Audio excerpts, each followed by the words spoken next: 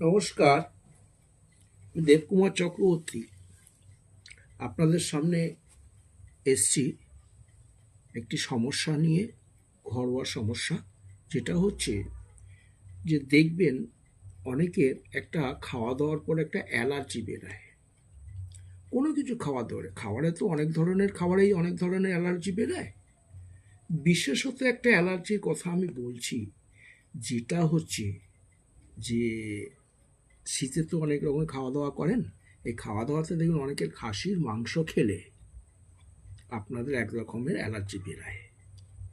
আপনারা বাজার থেকে অনেক ধরনের ওষুধ কিনে নিয়ে এসে খান অ্যালার্জির, কিন্তু আমি আপনাদেরকে বলবো একটি উপায়, যেটা হচ্ছে যে এই খাসির মাংস খেলে যাদের অ্যালার্জি বেরায়, চুলকায়, লাল লালভাবে ফুলে ফুলে যায়, আমবাতের মতন হয়ে যায়, পার্টিকুলার দেখবেন খাসির মাংস খেলেই এটা হয়। তাহলে কি আপনি খাসির মাংস খাবেন না? অতি অবশ্যই খাবেন।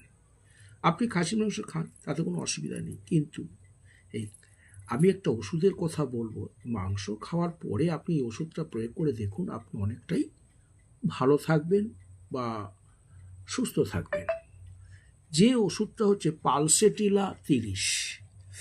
এই পালসেটিলা 30টা আপনি খাসির মাংস খেলেন, খাওয়ার পরে আপনি 10-15 মিনিট বা আধ ঘন্টা পরে পালসেটিলা 30টা আপনি খাবেন। এই পালসেটিলা 30টা খাওয়ার পরে আপনি দেখবেন, আপনি যে খাসির মাংস খেয়ে আপনার যে অ্যালার্জি হতো, আপনি লাল লাল হয়ে ফুলে যেত, আমবাতের মতন হতো, আপনি দেখবেন সেটা আর হচ্ছে না। এটা আপনি করে দেখুন, অবশ্যই ভালো রেজাল্ট পাবেন।